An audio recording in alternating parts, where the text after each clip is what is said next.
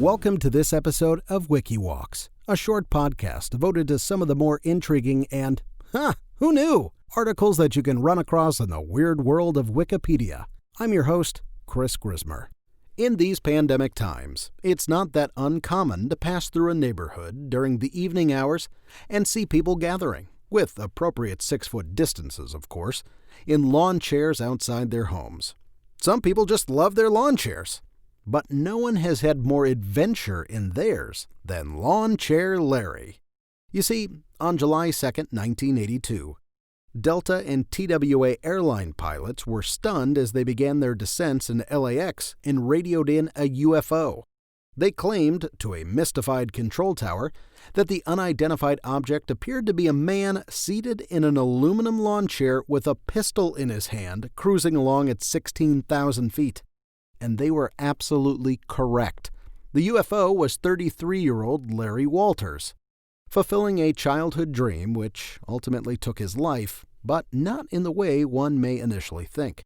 When he went up into the clouds and heard engines of planes, and he couldn't see them, and they couldn't see him, he went, "Oh my goodness," the lawn chair riding pilot's fiancée later told a reporter.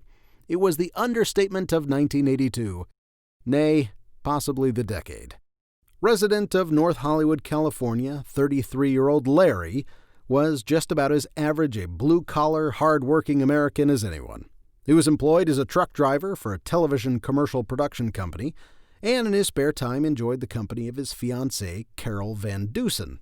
He especially enjoyed a lawn chair he bought from Sears Roebuck that he found exceptionally comfortable for relaxing and watching jets and passenger planes fly overhead on warm summer evenings. Larry claimed that since he was 13 years old in the early 1960s, he had dreamed of ascending into the clear blue yonder in a balloon. In 1967, Larry joined the Air Force and went to Vietnam for the express reason to fly a plane. But military doctors shot down his childhood aspirations by finding his eyesight was simply too poor for piloting. But bad eyesight was not going to stop Larry from shaking the surly bonds of Earth. In March 1982, he began buying the equipment and supplies he would need to accomplish his goal, including 42 weather balloons, helium tanks, a parachute, a BB gun for shooting out balloons to descend, water jugs, an altimeter, and a CB radio. He estimated he spent somewhere between $3,000 and $4,000 at an Army-Navy surplus store. Although he spent days and days planning and preparing his chair for his journey, keeping journals and notes, he apparently did not research enough of how much helium would actually be required to lift him just over the housetops. He claimed he planned to drift lazily to a height of about 30 feet above the backyard, where he would enjoy a few hours of flight out over the Mojave Desert before popping some balloons and drifting back down. As E.T. warmed our hearts in the theaters that summer, Lawnchair Larry was about to stimulate our imaginations the way Spielberg and his syrupy little puppet could never do. July 1st, Larry traveled to his fiancée's home and inflated the 42 balloons with helium, arranging them with nylon cables in 6 tiers, rising almost 180 feet high. Then, on the morning of July 2nd, as the Space Shuttle Columbia completed a nearly flawless flight, Larry donned a parachute, strapped himself into his chair, dubbed Inspiration 1, and fastened via a guy wire to his Jeep. He secured his CB radio, altimeter, camera, and a sandwich, as well as a 2-liter bottle of Coke, and a hearty farewell to Carol. He ordered his friends to release the guy wire. But neither the launch or the ascent went as planned. The wire broke, prematurely, of course, and propelled by 42 balloons filled with 33 cubic feet of helium each, Larry did not float languidly over the rooftops. No, he instead lurched off the ground as if fired from a slingshot and continued to catapult upward until, according to his altimeter, he was over 3 miles off the ground. So much for 30 feet. He radioed down to Carol, who begged him to come back to Earth, but after reaching such dizzying heights, he didn't dare shoot out any of the balloons, fearing that he may unbalance the load and dump himself out of his chair, which, let's be honest, that's a valid concern. So he clenched the armrest like grim death and sailed, cold and anxious, with his Coke and sandwich for almost an hour. He radioed his friends on the ground to let them know he was still alive, despite enduring air temperature of about 5 degrees Fahrenheit. Then, a bad situation grew worse. It dawned on him, as his feet and hands grew numb from the frigid temperatures, that he was not drifting east towards the Mojave as he had expected, but no, west towards the Pacific Ocean. He called in a mayday on his radio to an emergency aviation response team and gave them the bizarre details of his flight. Entering the primary approach corridor of LAX, and with the awful reality of eventually ditching in the ice-cold and turbulent Pacific looming, Larry got up his nerve, pointed his BB gun up, and fired.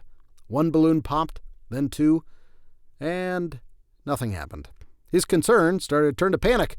Larry shot out 7 more balloons before he accidentally fumbled and dropped his BB gun somewhere over Orange County. Thankfully, before he dropped the gun, however, he had shot out just enough balloons to start a fast descent, augmented by his 30 water-filled gallon jugs. Now, of course, his new fear was the mass of power lines he was flying directly towards, because, of course, why wouldn't he at this point? And after receiving a frantic 911 call from one of Larry's ground crew and seeing that Larry was fast approaching, the police had the power company kill the electricity in the area, leaving blocks of homes and businesses with no power. Then, as if by a miracle, Larry's almost certainly crippling landing was arrested by his craft entangling in dead high-voltage lines, ending his 21-mile flight a mere 5 feet off the ground. He was swarmed by admiring neighbors and children who helped him out of his chair. He was, of course, immediately arrested and later expressed 2 main regrets.